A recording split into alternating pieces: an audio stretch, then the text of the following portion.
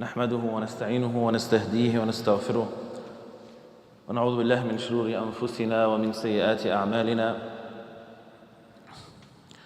إنه من يهدي الله فلا مضل له ومن يضلل فلن تجد له وليا مرشدا وأشهد أن لا إله إلا الله وحده لا شريك له يحيي ويميت وهو حي لا يموت وهو على كل شيء قدير وأشهد أن سيدنا ونبينا وحبيبنا وقائدنا وقرة أعيننا وقدوتنا محمد صلوات ربي وسلامه عليك يا سيدي يا رسول الله.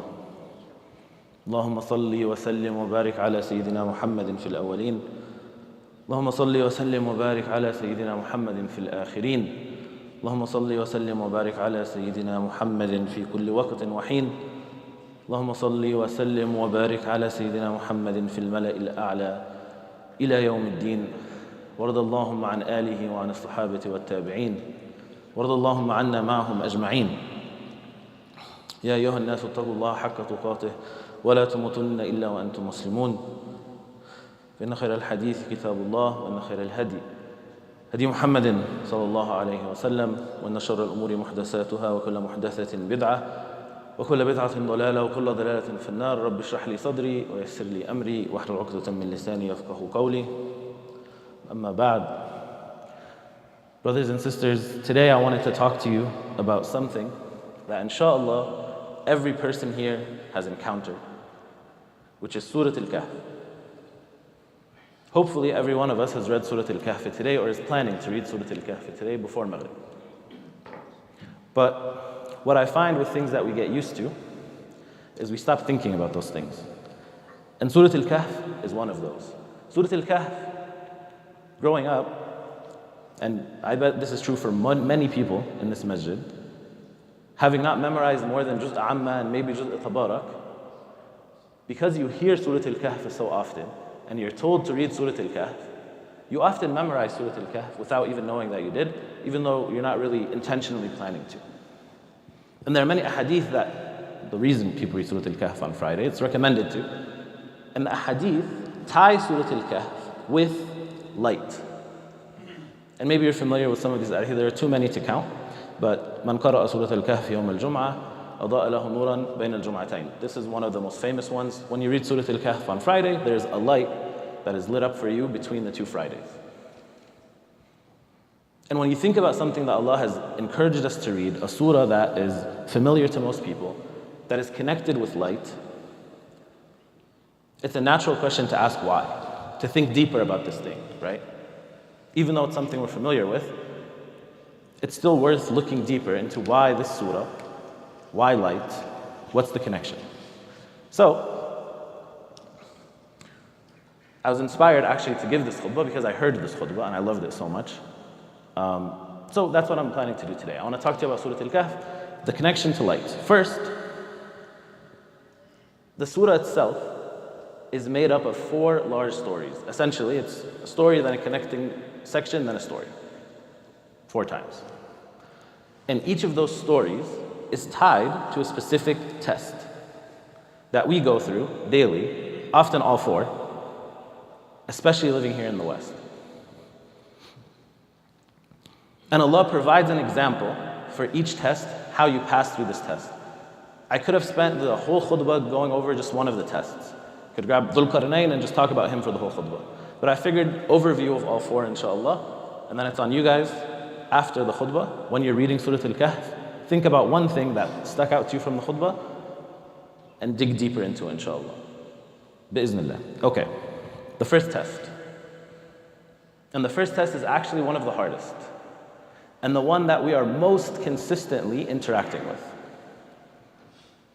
It's the test of the youth in the cave, or the story of the youth in the cave, and they're tested being in a land where most of the people don't believe what they believe. Most of the people don't believe in God.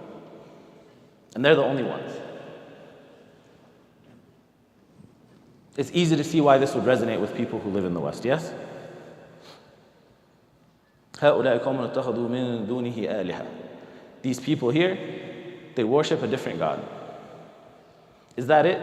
Is it you have your God and we have our God and we're at peace?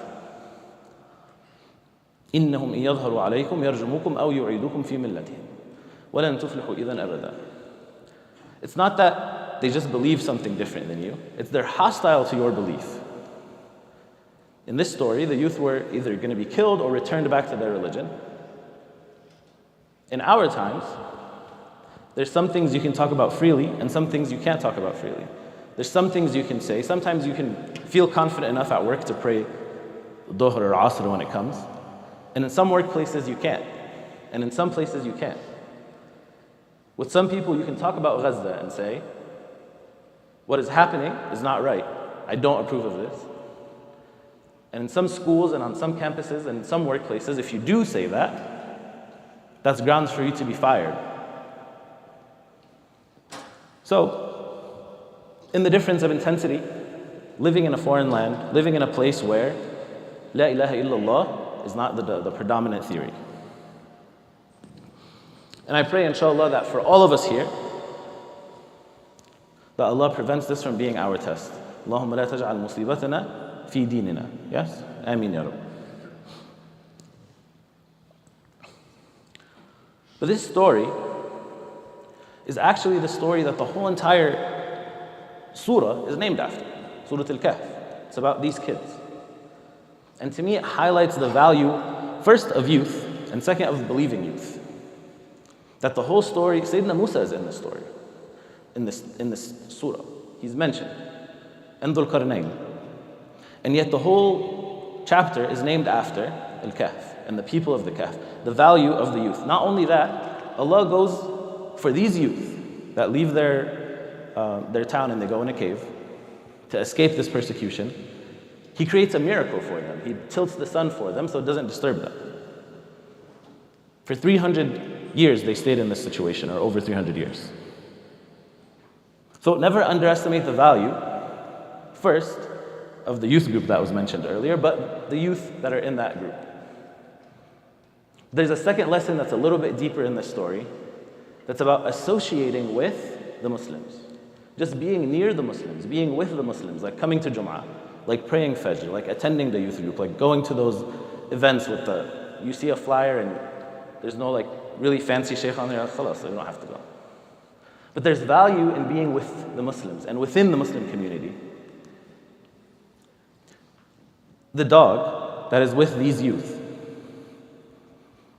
There are over 100,000 prophets, and in the Quran there are mentioned 25-ish, depending on who you ask. But this dog is mentioned for 1400 years until the Day of Judgment. Everybody here is going to mention this dog that was with the righteous people. That's all he did. It's not like he made a choice, but all he did is by association with the people, the righteous people, he's mentioned in the Quran. And that's, in and of itself, a value. وَكَلْبُهُمْ بَاسِطٌ ذُرَاعَيْهِ بِالْوَسِيطِ. So that's what I want to highlight as the first test, and inshallah the first way to make it through the test. The first test is the test of faith, and the way to stay close to the deen is to stay close with the people who are on the deen, inshallah. وَاصْبِرْ نَفْسَكَ مَعَ الَّذِينَ يَدْعُونَ رَبَّهُمْ بِالْغَدَاةِ وَالْعَشِيِّ يُرِيدُونَ وَجْهَهُ. Stay with those people who believe in Allah. Stay with those people who call on Allah day and night. These people that are in the masjid. Associate yourself with them, inshallah. The second test. Another test that we face often, living in California especially, the test of wealth. There are two people. One of them has the gardens, one of them doesn't. We've seen it in our time. It's not as blatant as this guy here saying, إِذْ قَالَ لِصَاحِبِهِ وَهُوَ يُحَاوِرُهُ أَنَا أَكْثَرُ مِنْكَ مَالًا وَأَعَزُّ نَفَرًا. I have more money than you and I have more influence than you. I am better than you. Today we do that differently. With the cars we drive, with the things we wear, the brands, the way we look at other people.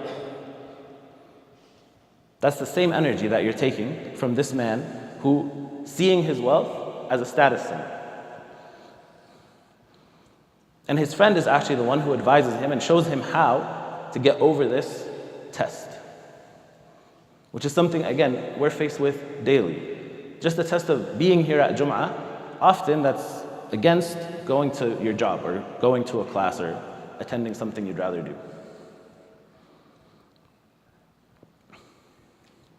What does he say to him?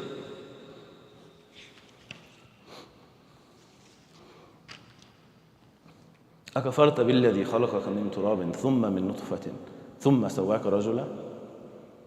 He reminds him of where he comes from.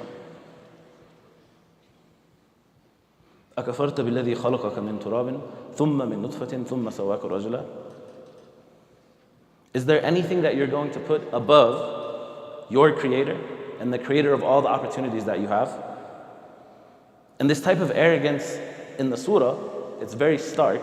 The guy with the money is like, there's no day of judgment. I'm the only one who matters. This stuff that's happening to me, this wealth is a reflection of Allah's blessings on me. These are things that you hear people say as well, Muslims. They may not outright be saying something with kufr in it, but it's still following in the, like I said, having the same energy as this guy. So the first thing he tells him is, remember where you came from. First of all, you are nothing and Allah created you. So you're whatever you're doing that you're preferring over what Allah says, you're preferring that thing over your creator. وَلَوْلَا إِذْ دَخَلْتَ جَنَّتَكَ قُلْتَ مَا شَاءَ اللَّهُ لَا قُوَّةَ إِلَّا بِاللَّهِ. Secondly, everything that you have anyway, every opportunity, every success, everything that you've seen, that you think is yours, comes from Allah. You say, مَا شَاءَ اللَّهُ لَا قُوَّةَ إِلَّا بِاللَّهِ. Yeah, but I studied to get this degree. Allah gave you the parents that encourage you to study. Allah gave you the opportunity to be in this country, the acceptance to the school, the brain, the body, the car, the transportation system, the teachers.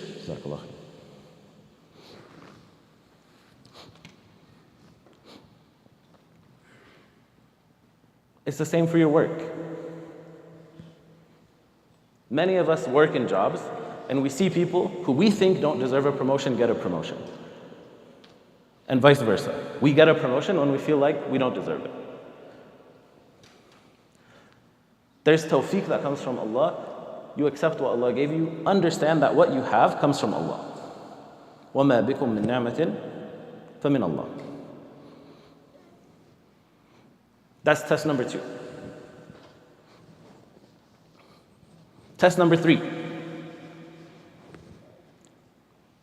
is the test of knowledge. Is the test of us knowing or thinking that we know everything.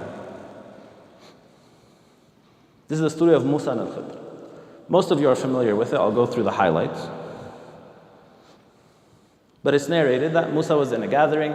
Somebody asked him, are you the most knowledgeable? He said, I speak to Allah, I'm a prophet, obviously I'm the most knowledgeable. He just answered yes, kind of offhand. And from that, Allah takes him on this journey. He says, no, you're not. You have to go find somebody who is more knowledgeable than you in different things. فَوَجَدَ عَبَدًا مِّنْ عِبَادِنَا آتَيْنَاهُ رَحْمَةً مِّنْ عِنْدِنَا وَعَلَّمْنَاهُ مِن لَدُنَّا عِلْمًا. He has knowledge, مِن لَدُنَّا عِلْمًا. Allah has given him knowledge in specific things. And so he finds this person. Musa goes, he finds him.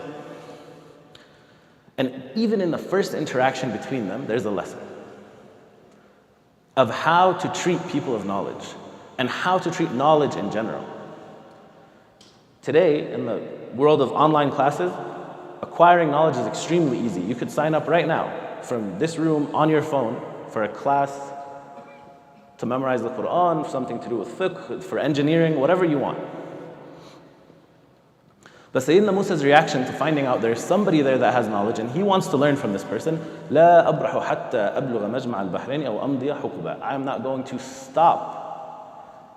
I'm not going to leave anything, no stone unturned until I find this person, until I find this man who has the knowledge. That's the first thing, the energy, the determination that he has. And the second, again, lesson from the same part about teachers and knowledge, is I want you to think of Rasulullah Musa. He led his people. He speaks to Allah directly. He's dealing with one of the most difficult nations to deal with. And now this person who's so honored, mentioned in the Quran more than any other prophet, Sayyidina Musa, is standing in front of a man who all we know is he's a righteous man, that's it. But he's asking for knowledge. هل أتبعك على أن تعلمني مما علمت رشدا. Can you allow me to come with you to learn something of what you've learned? I'm going to try to do my best to learn with you. So the second lesson about how we treat knowledge, the first was determination, the second is humility in front of people of knowledge. And this isn't false humility, this is truly, he actually walked until he found this man, and when he did find him, he was humble in front of him. Rasulullah Musa alayhi salam. One of my favorite stories to read in the whole Quran, stories of Musa. Okay.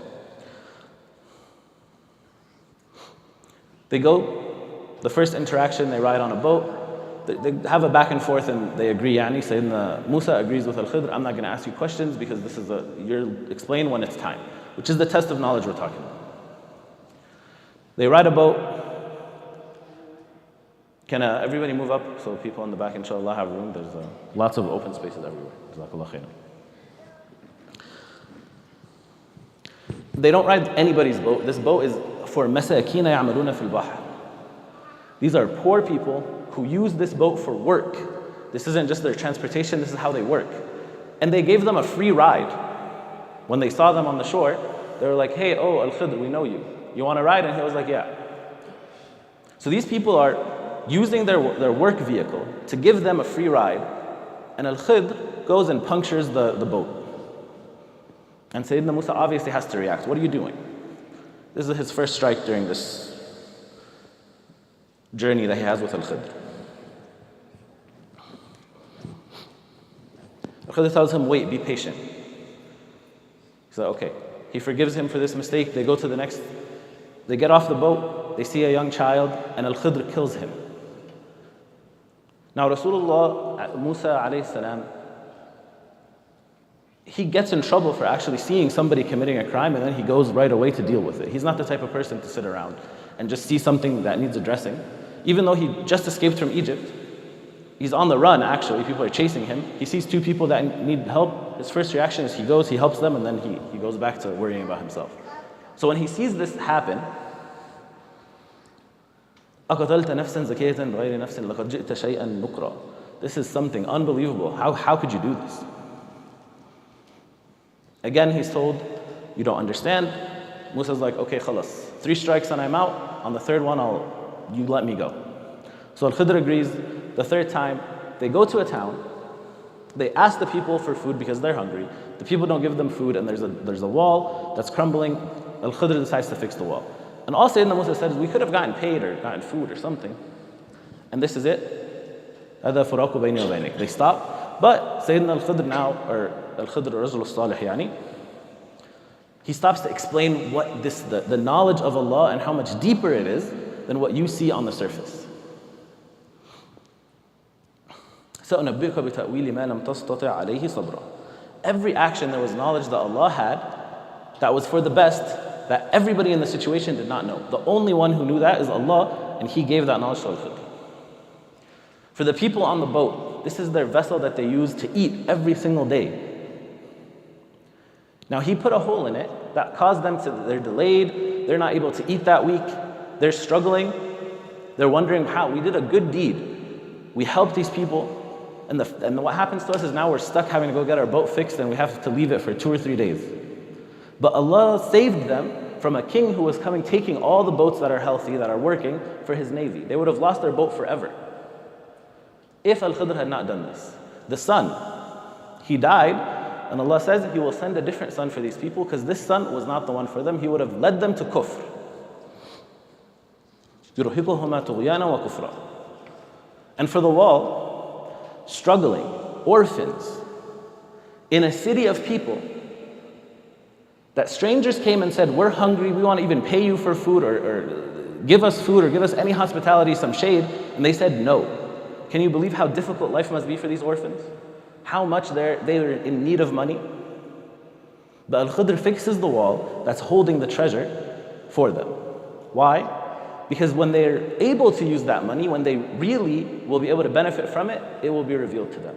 Now is not the time. Allah knows when the right time is to give them this money. And every single person in here has been on the boat. Every single person here has lost someone or something that is valuable to them. Everybody in here has sat down and thought, when is the wall going to break? It needs to break now. My timing is more important. But Allah knows best. The test of knowledge for us in this dunya is to believe in Allah's timing, to believe in Allah's plan.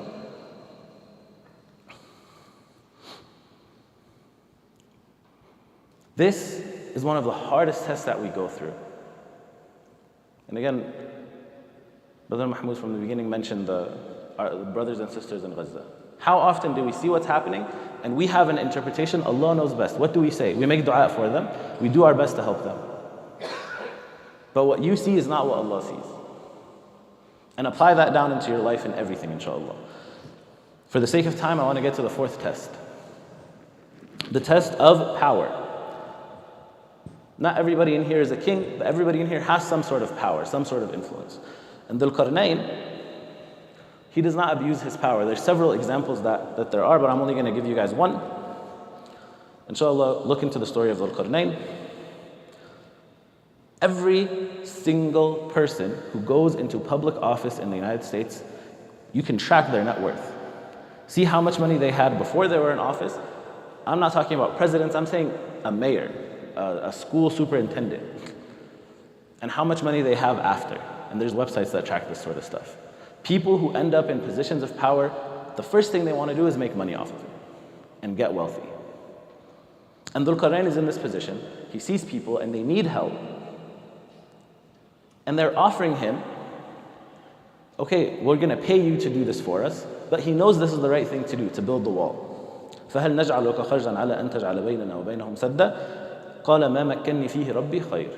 What Allah has for me is better. I'm not going to take advantage of you because you're in a position of weakness. Just because I have something that you need, I have the knowledge, I know how to build this. That doesn't mean I take advantage of you because you're in a state right now where you're weak. And so he builds for them the wall. Not only that, they're so impressed with this thing, they've never seen anything like it. His first reaction isn't, yeah, look at what we did. His first reaction isn't to take a selfie with it. I mean, he couldn't have, but you get what I mean. هَذَا رَحْمَةٌ مِّن رَبِّي. Immediately he attributes the power for why this thing is happening to Allah. كُلُّكُمْ رَاعٍ وَكُلُّكُمْ مَسْئُولٌ عَنْ رَعِيَّتِهِ. Nobody here is a king, but some people in their households are tyrants, mashallah. Some people in any capacity that they have, as the tiniest bit of power as a manager, they don't take this into consideration that I might be stronger now, but that doesn't mean I have to use that strength to abuse people or to make myself feel better. This comes from Allah. Every success that you have in this dunya comes from Allah. Just like Dhul Qarnayn attributed his success to Allah, inshallah. قولوا قولي هذا واستغفر الله لي ولكم فاستغفروه إنه غفور رحيم.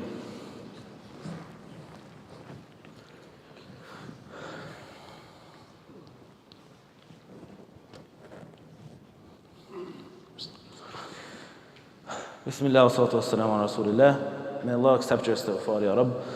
Bless us in this dunya and reunite us all in Jannah. Ameen. I want to go over what we covered in the khutbah today very quickly. Inshallah, again, take one thing at least that drew your attention, that you felt resonated with you, and look deeper into it. But we covered Surah Al-Kahf. There are 4 tests in Surah Al-Kahf, 4 stories, each of them talking about a different test. The first story, about the youth in the cave, was about the test of faith. There are youth who live in a place where most of the people do not believe in Allah. And again, every single person here can resonate with that. And how they got over their test, how Allah guided them to survive, is they associated with the Muslims, they stayed around the Muslims, they kept themselves with the righteous. Think of the dog that's mentioned in the Quran, even though thousands and thousands of prophets and Sahaba are not. But this dog is mentioned in the Quran with them because he associated with the people who believe in Allah. The second test is the test of wealth. When we prefer wealth or put wealth ahead of our obligations and duties to Allah subhanahu wa ta'ala, and the person in that test was reminded, first, remember where you came from. You are working, if you're doing something for your creator, if you're doing something that's not right, it's against your creator. And then second, everything that you have is a blessing from Allah. Every opportunity and circumstance and position that you're in, Allah guided you to it. We know there are people who have died today, between the time I started this khutbah and ended this khutbah, who have done nothing wrong but be born in a place that's different from you. That's it. And they're dead, and you're here. The circumstances that Allah gave you, take advantage of them in service, inshallah, of your Creator. The third test of knowledge falls back to trusting in Allah's plan, understanding that Allah has a vision for where your life is going. Allah knows everything and you don't. If you're on that boat and you see that it has a hole in it, you say, Alhamdulillah, because you don't know what could have been behind that this hole has saved you from. And then finally, the test of power. And again, to pass this test, remember that you're moving in the path of Allah at all times, and Allah will ask you about your ra'iyah, no matter how small that is. Ask, mas'ul, has a very direct connection to the word ask. You will be asked about. It means responsible, but I like the translation as asked. So you will be asked about who you were in charge of and who you were leading. Like Brother Mahmoud said, my name is Amer, I'm here with Islamic Relief, and we have a table outside. Today, we're focused on the people of Lebanon and the people of Palestine. I know every single person here, inshallah, if they could, has given. But the people who are going through this did not ask to be in this situation, just like you did not ask to be here and given, mashallah, the blessings of Allah. Their test is the test of patience. Ours is the test of gratitude. We show Allah that we're grateful by giving what we can. It doesn't matter how much you give to the masjid and you give to the people in Lebanon, and you pray that Allah accepts from you, inshallah, these deeds. Like you said, Sheikh Salah Habib is outside with a table. He has information, he has different things for talking about the response in Lebanon and then the response in Gaza, inshallah. Jazakumullah khairan. Ya Rabb, we ask you to make us among those who follow the best of what they hear. Ya Rabb, protect our brothers and sisters in Palestine, in Lebanon, in Sudan, across the Ummah, Ya Rabb. Protect them from any harm, Ya Rabb. Protect our brothers and sisters in Bangladesh from the floods that they suffered recently, Ya Rabb al-Alameen. And any Muslim who needs help but is making dua for you, accept their dua, Ya Rabb. Ya Rabb, gather us as you've gathered us here in Masjid al-Aqsa, inshallah, and in Jannah, bi'iznillah, Ya Rabb al-Alameen. اللهم اغفر لنا ذنوبنا وكفر عنا سيئاتنا وتوفنا مع الأبرار. اللهم انصر الإسلام وأعز المسلمين. اللهم اشفنا واشف أمراضنا وأمراض المسلمين. وارحم اللهم موتانا وموتى المسلمين. عباد الله، إن الله يأمر بالعدل والإحسان وإيتاء ذي القربى وينهى عن الفحشاء والمنكر والبغي يعظكم لعلكم تذكرون. اذكروا الله يذكركم واشكروه يزدكم وأقيموا الصلاة.